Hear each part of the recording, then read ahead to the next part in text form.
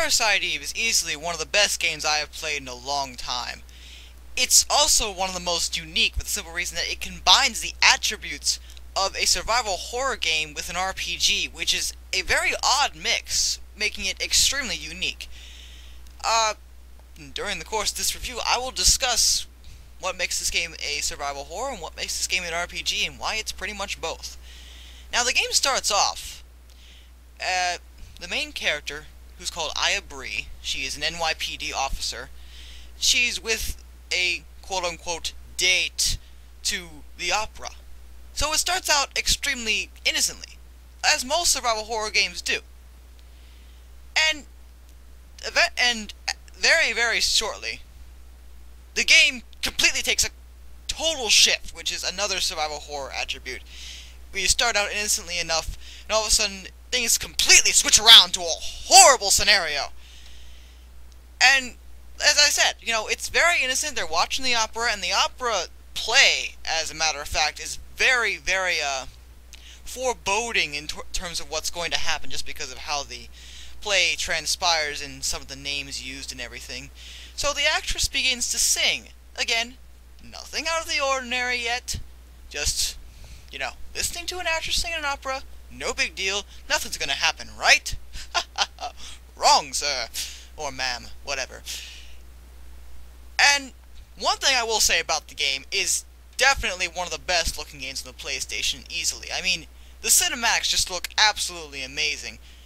Especially for the time the game was put out. I mean, this game was put out fairly early in the PlayStation's life. It's not like a late bloomer or anything. It's pretty, awesome.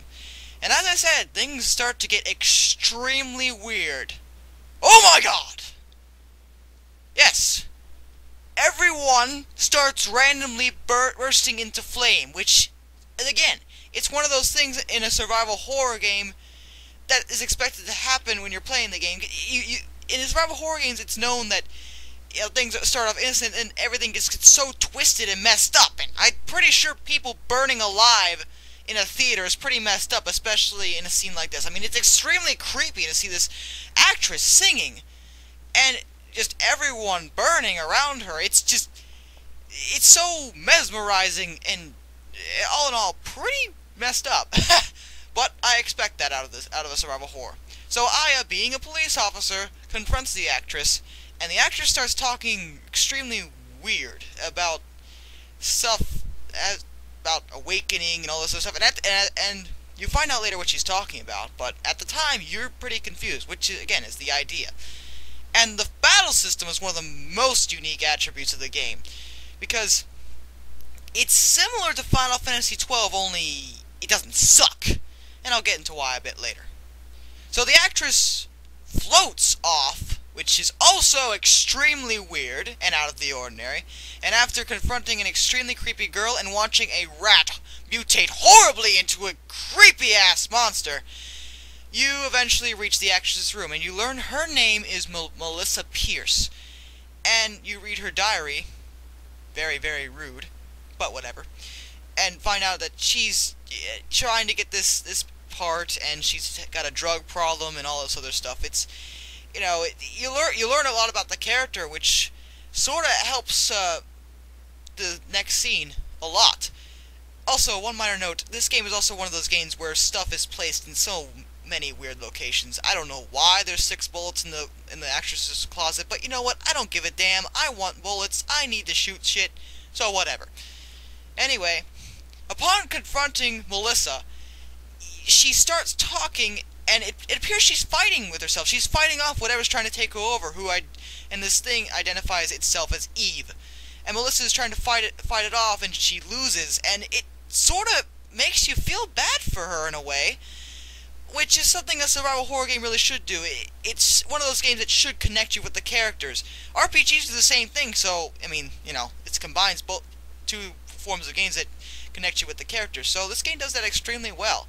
And then you watch her, again, horribly mutate. There are a lot of really weird mutations in this game, too. I kid you not. It's also, I mean, some of them are pretty sort of sickening, honestly. I mean, I can deal with them, but I can see why people might get, it's creepy. It's a really creepy ass game, and You know, but it's a survival horror game, so what do you expect? And you fight her, again, using battle system. And in the next part, you chase her into the sewer. And this is where you encounter these supposed random battles, which as it turns out aren't actually random. If you die once and go back, you'll discover that the battles are actually placed. So, at first though, they will appear to be random, but in fact they're not. And you have no choice but to do them. Or you can run, but it seems to be extremely difficult to run, and you probably don't want to do that anyway, because usually the battles are pretty easy. And, you know, you can use items and everything, again, another RPG aspect, and leveling up, too. And you end up chasing her down the sewer, and she does some extremely weird stuff. And you learn more about her, and the fact that she's got very, very strange powers. That, like what she's doing right now, morphing into gel, which she'll use to pass. Yeah, this is an odd game. I'll say that the creatures do some pretty weird ass stuff, but I guess that comes to be expected, and it makes the game a lot better in my opinion.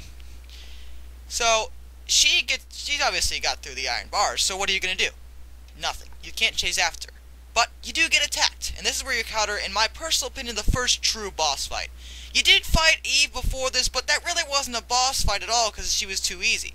It got you used to the gameplay aspects and everything. This is the first true boss. It's a horribly mutated crocodile or alligator, it appears. Well, could be both. But yeah, again, horribly mutated, has electrical powers, which is not normal either. And one thing I will say is also the bosses in the game are extremely good. And the monsters in general, in fact. There's just so many unique creatures you face down. There's not very many repeating enemies. I mean, later in the game you'll discover some enemies repeating, but overall there's a wide range of monsters for you to fight, which is excellent. Especially, you know, again, that's another RPG aspect, and you know, some survival horror games. You'll fight snakes. You know, you're gonna fight birds of death, which I hate for that matter because they're so annoying. Satanic polar bears. A lot of the monsters are messed up. Giant worms of doom, which are a real pain in the ass. And this is one of the bosses, which is a Cerberus-like creature. And this is one of the fights that it really affects you on an emotional level because of what transpired prior to this fight. See, you're not just fighting some random creature this fight. You're fighting one of the police dogs. And that's not necessarily the problem. The thing is, prior to this, the police dog had befriended a little boy named Ben. And during the course of the police dog mutating, the police dog's trying to run away from Ben. It seems like the police dog's trying not to hurt Ben because it knows it's getting taken over. And Ben keeps chasing after the police dog, and the police dog's just trying to get away from him, and it seems like, you know, it doesn't want to hurt Ben. You know, eventually the police chief tries to shoot the dog, whose name is Shiva, by the way. But it's kind of too late. The dog ends up mutating right in front of the little boy, and I mean, it just rips your heart out. It really affects you, or it should. You know, as an animal lover, it really affected me. It's a creepy mutation too, which adds to the effect. And you know what? The game really should do that type of thing. As a survival horror, I would expect that. It should affect you on an emotional level. Survival horror games are supposed to do that, and RPGs for that matter. And again, this game is both. So